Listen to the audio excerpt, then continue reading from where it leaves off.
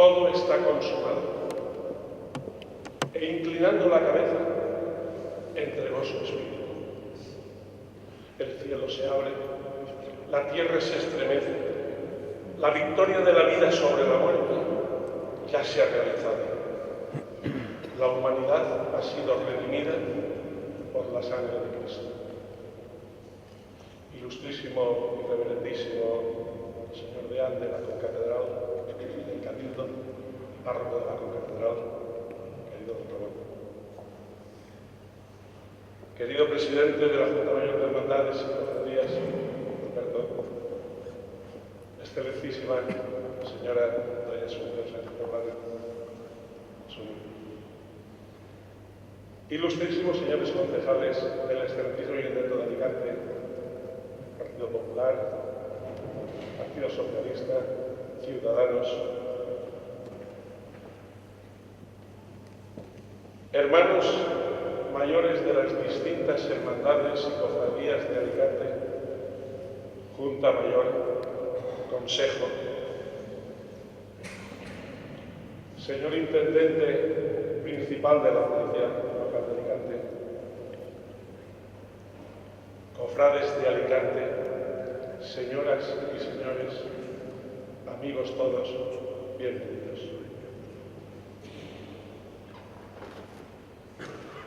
Abrumado aún por la responsabilidad que la Junta Mayor de la Semana Santa de Alicante depositó sobre mí, he de confesar que su peso se me ha hecho más ligero desde entonces, gracias a la confianza y a las muestras de cariño que recibí en todo momento de las hermandades y cofradías, de tantos buenos hermanos y amigos que han tenido siempre para con este pregonero una oración, una palabra de cariño y un gesto de aliento, haciéndome consciente con todo ello de la magnitud y del inmenso honor que supone dicha designación.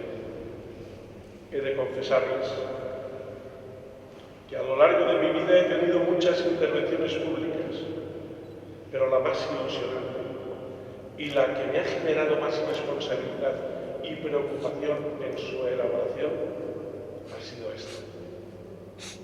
¿Por qué?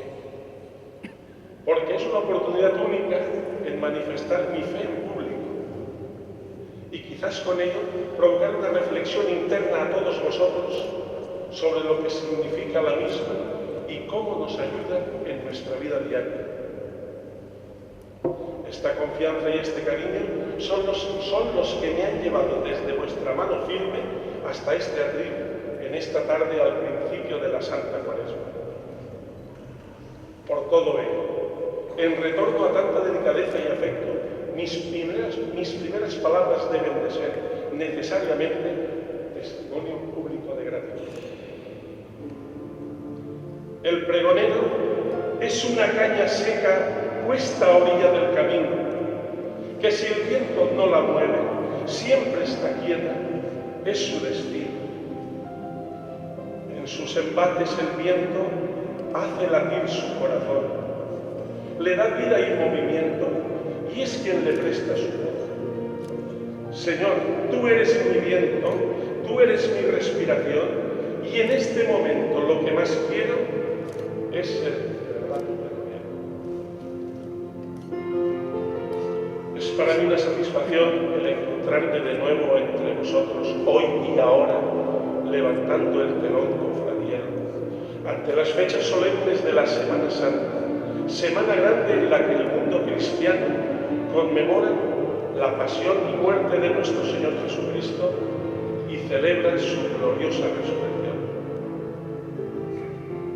Unámonos, en primer lugar, a la Madre de Dios y Madre nuestra, a la de todos los alicantinos, a la que veneramos y procesionamos todos los días en nuestra Semana Santa, con diversos nombres, pero con un mismo cariño nos dirigimos a ella.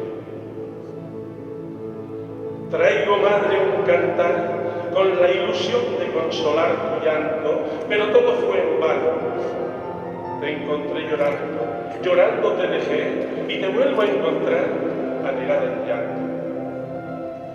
Llanto que aumenta tu hermosura y me pregunto, ¿Cómo expresarla con ese tu rostro sereno? ¿Cómo hacer que mis palabras puedan servir de pañuelo para enjugar ese llanto que, en tu carita de cielo, es constelación de estrellas que da envidia de luceros? Dímelo, madre mía, sabes bien que no encuentro palabras para expresarlo con mi pobre pensamiento. ¿Dónde he de ir a buscarlas? Recorreré tierras y mares, subiré el firmamento y en las marismas azules que conducen a tu reino encontraré lo que busco para conseguir mi empeño.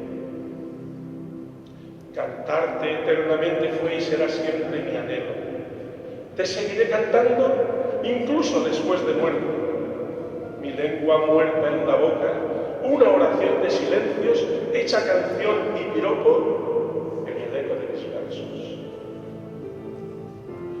Mientras tanto yo te pido perdones el atrevimiento y la arrogante osadía de este sencillo pregonero que con sus versos no pudo conseguir tan bello sonido. Saludad a la madre, acompañemos al hijo en la primera Semana Santa de la historia. Quisiera comenzar invitándoos a trasladarnos en el tiempo al viernes del mes de Nisan del año 18 del reinado de César Tiberio.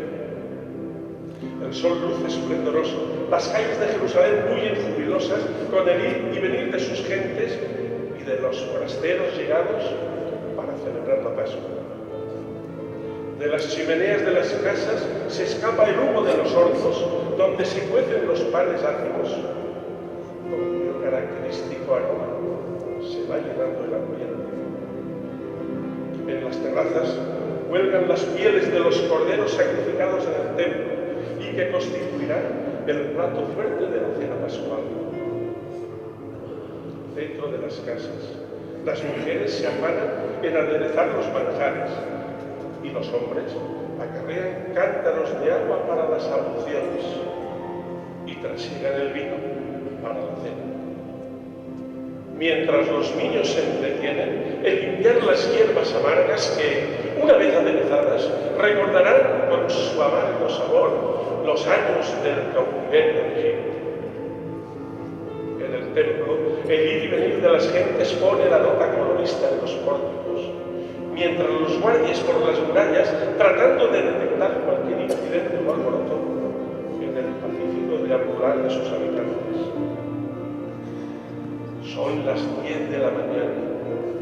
Se rumorea que en la Torre Antonia, residencia oficial del gobernador romano, ha habido juicio y sentencia contra 3 malhechores. El resultado, condena a la muerte de uno.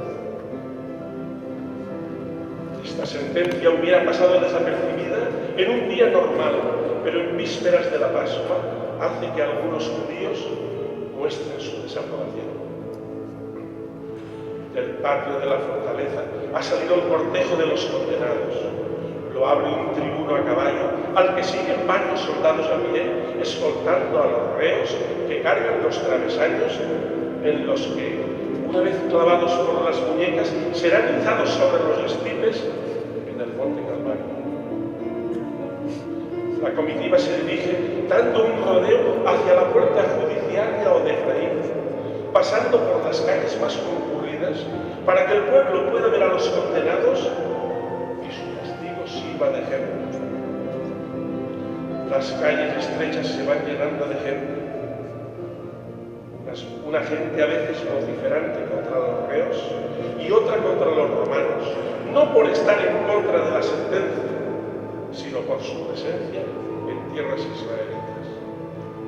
El camino es lento.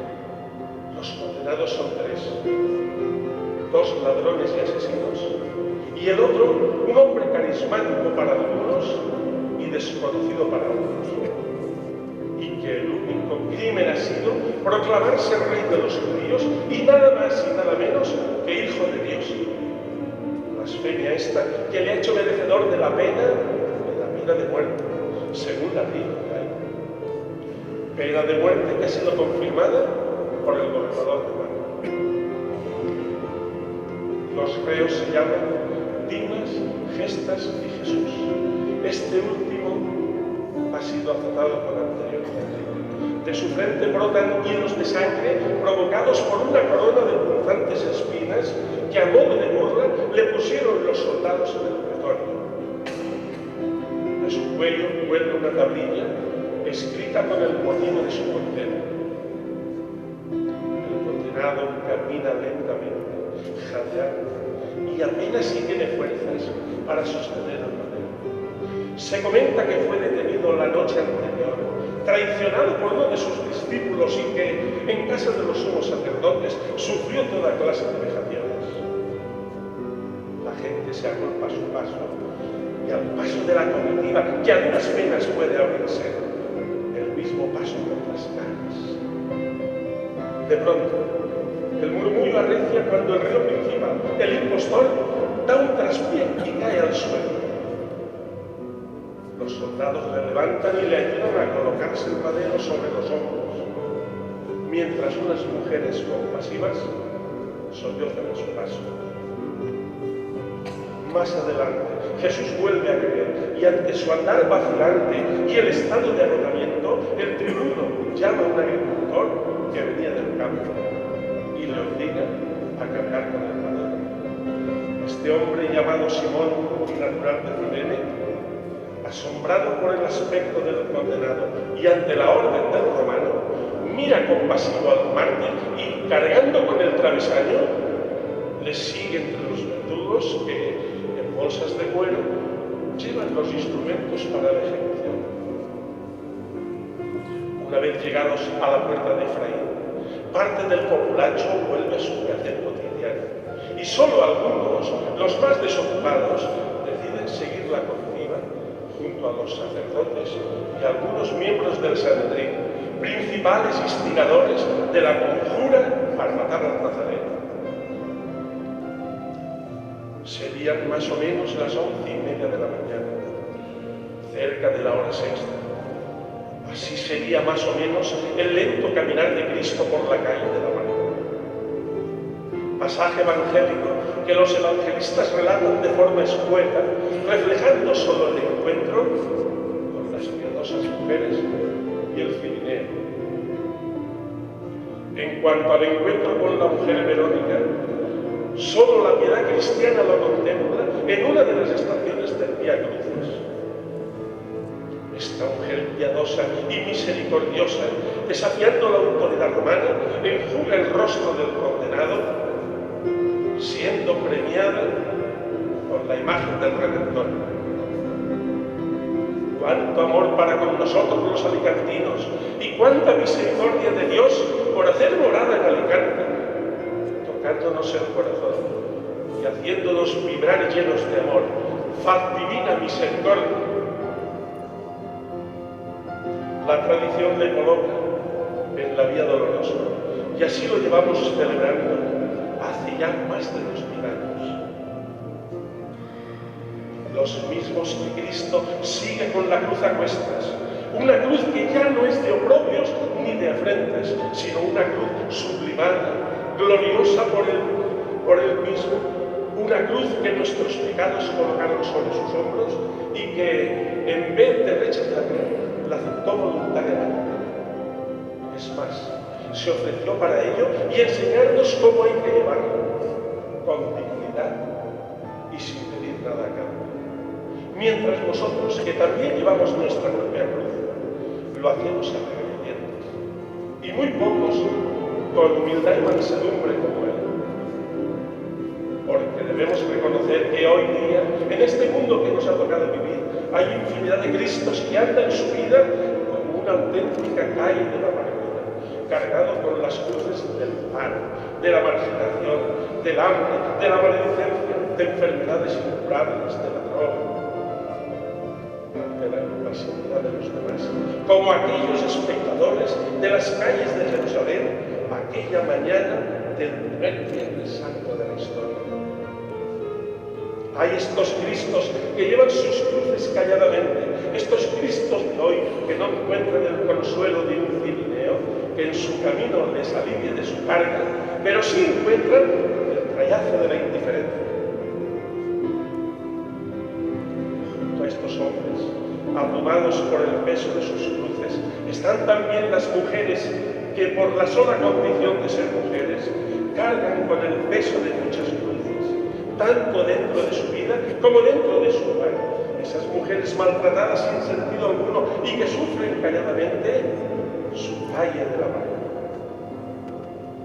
Madres que en la mayor soledad elevan al cielo su mirada, preguntándose si han visto un dolor semejante al suyo. En medio de esta calle de la amargura que nos ha tocado vivir, podríamos encontrar o hacer de cirineo, un cirineo que nos ayude, o lo que es mejor, ayudar a los demás, aún en medio de nuestra aflicción. Pues da más el que menos tiene y comprende más el que más sufre y siempre se entrega. A este Cristo, al Señor de la Semana Santa alicantina, suavicémosle el sendero con nuestras obras, ayudando al necesitado, al pobre, al enfermo, al anciano olvidado en los hospitales, sin la visita de sus familias, a tantos y tantos que necesitan unas palabras de consuelo o una sonrisa que les haga más feliz su desgracia. Ayudémosle recordando las palabras del Divino Maestro cuando nos dijo: todo lo que hiciereis con uno de estos, conmigo lo hicisteis. Con él, que durante la Semana Santa alicantina recorre las calles de este Alicante cofrade, que se rinde ante la majestad y el poder del Señor de los señores. Un Señor que sin el huerto se angustió ante lo que se le venía encima y tras la duda, consciente de su misión salvadora, acepta gustoso la cruz redentora. Un Cristo que en la soledad del huerto se enfrenta a la vida. Un Cristo abatido y sufriente hasta el punto de sudar sangre, mientras las piedras se estremecían y los olivos callados bajo la argéntea luz de la luna se hicieron bálsamo para su vida. Un dolor que te hace abrazarte más fuerte a la cruz, manos crispadas por el dolor.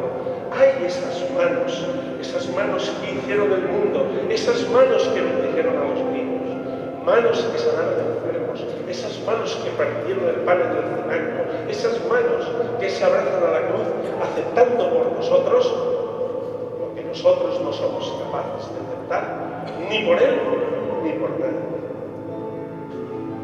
Esas manos amarradas a la columna, como si al amarrarlas pudiesen dominar su poder y su gloria. Cuando miro tus manos amarradas con las cuerdas que trenzaron mis pecados, cuando miro tu rostro lacerado y tus sienes de espinas coronadas, contemplando tu celestial mirada que amorosa a todos va perdonando. En el fondo de mi pecho aconejado se enciende una llama esperanzada.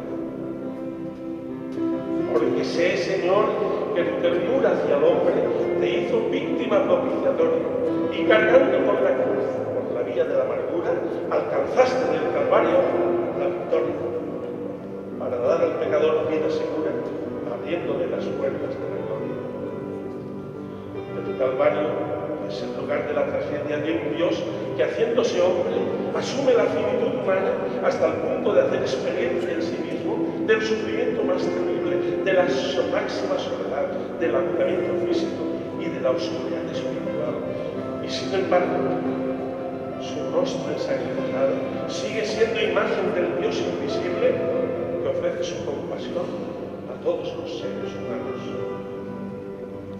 Al contemplar el Calvario, mi espíritu me pide contemplarlo arrodillado y en silencio.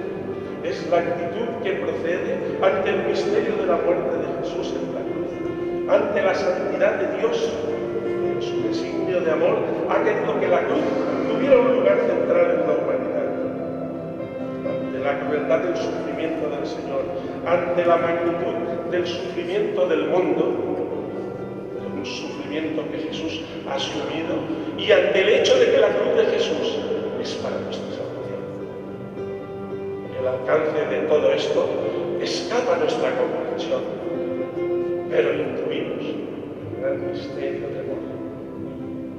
Es el lugar de la máxima solidaridad con las víctimas de la injusticia, de la soledad, del dolor. El lugar de la solidaridad con la muerte, siempre desconcertante, de cada ser humano.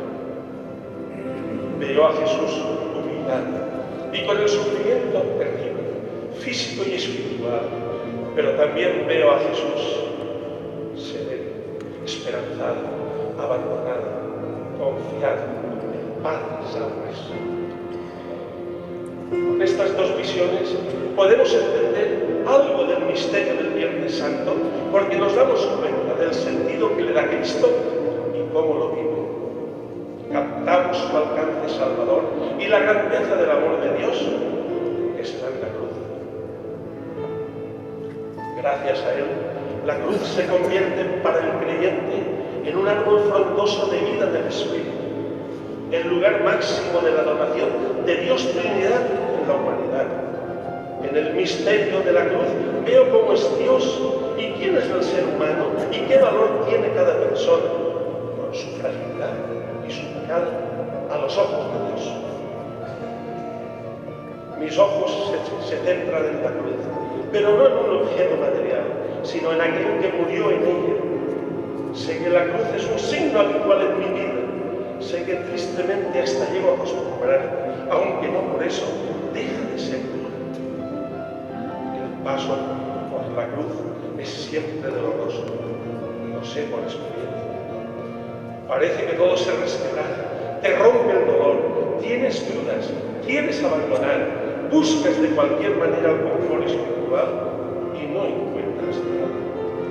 No llegas a ningún destino, pero Él siempre está ahí, esperándote para recogerte al final de ese ciclo de dudas.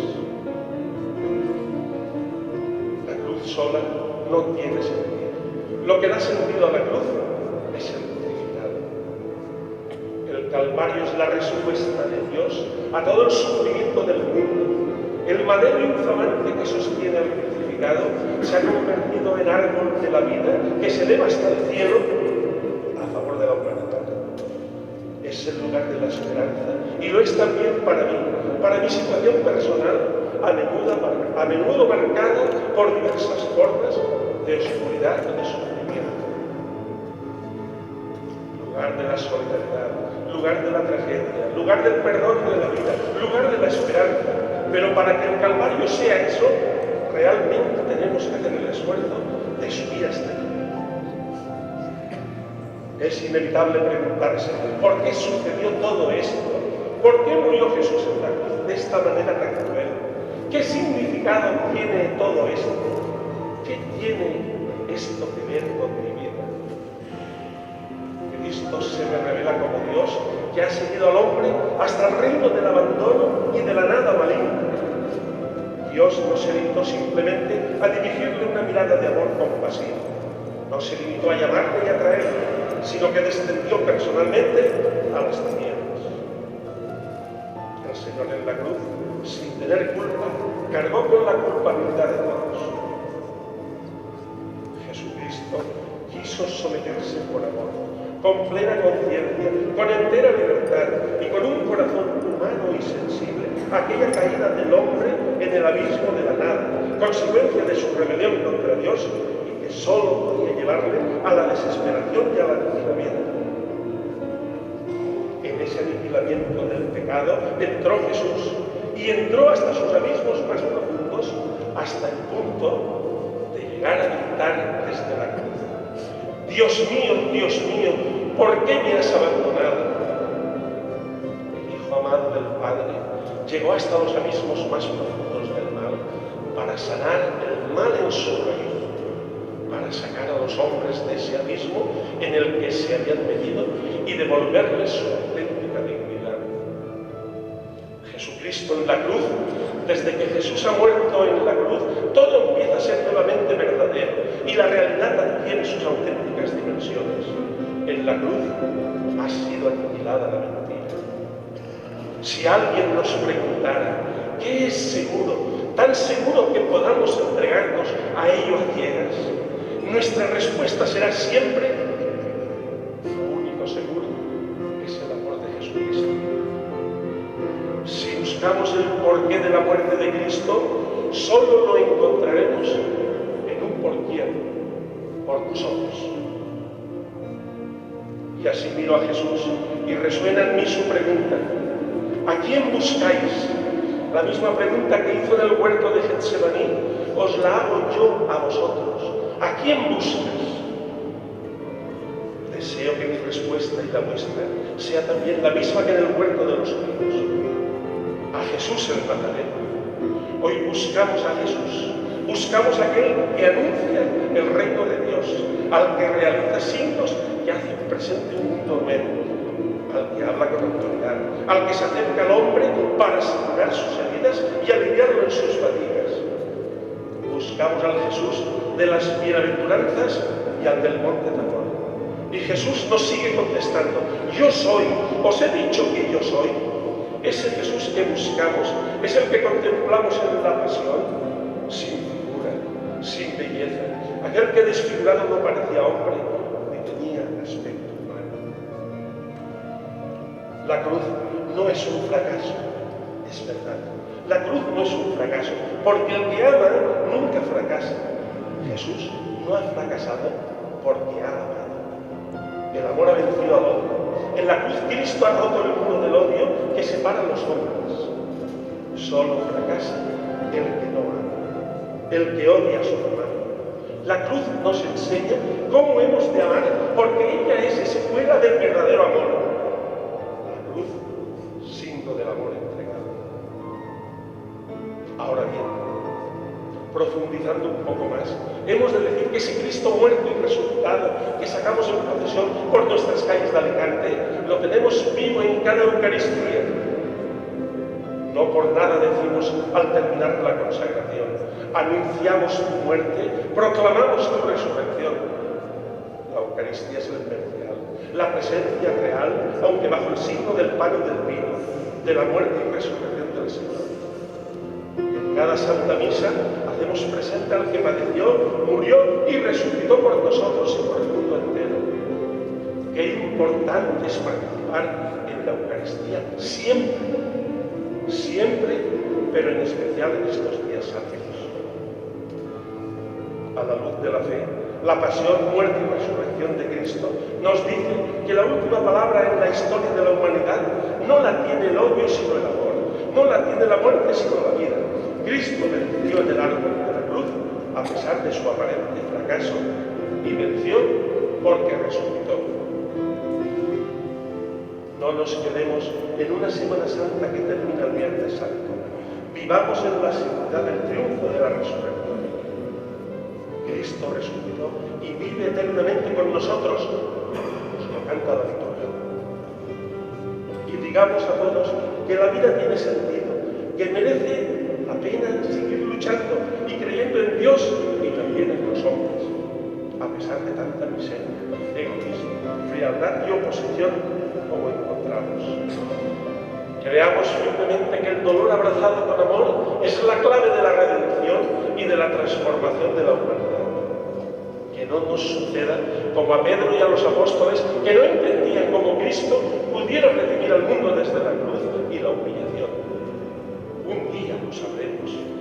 Abracemos a Jesús crucificado y a María desolada. En consecuencia, ¿cuánto sentido tienen estos actos que celebramos en la Semana Santa? Qué importante revivir estos misterios de nuestra fe, tratando de profundizarlos en todas sus dimensiones. Sacar los tronos del Señor y de su Santísima Madre es poner de manifiesto que el mundo y el hombre han sido amados por Dios hasta el extremo y que en estos misterios se encuentra lo más esencial de la historia de la humanidad y la clave de su futuro y de su esperanza. Así pues, hagamos que nuestra Semana Santa 2016 se convierta en un vivo testimonio de fe y de esperanza para cuantos nos rodean. Y llegado este momento de mi pregón, solamente deciros, hermanos cofrades, hagamos que la Semana Santa se viva en Alicante y en nuestro corazón los 365 días del año, pero sobre todo, hagamos de nuestra vida un continuado día de resurrección, día de alegría y de fiesta. Pongámonos a trabajar con ahínco, con regocijo e ilusión, contando con nuestras pobres fuerzas y con la valiosa ayuda del resucitado. Así tendremos la victoria segura. En todo momento estaremos pletóricos de que lo estamos haciendo bien y de que al final de la vida, cuando nos examinen del amor, el triunfo está asegurado. Hermanos y alicantinos, ha llegado la hora de dar la cara. Seamos valientes, no tengamos miedo. Y como nos lo recalca San Pablo en sus epístolas, hoy y ahora es día de siempre. Trabajemos a tiempo y a destiempo. Y mañana, en el momento de la recolección, recojamos el fruto de nuestro testimonio de fe y de esperanza. No lo olvidemos nunca. Cristo ha muerto y ha resucitado por ti y por mí. Pues digámonos a nosotros mismos, y esto es por mí, aunque yo hubiera sido la única persona en el mundo, Él lo habría hecho, lo ha hecho por mí.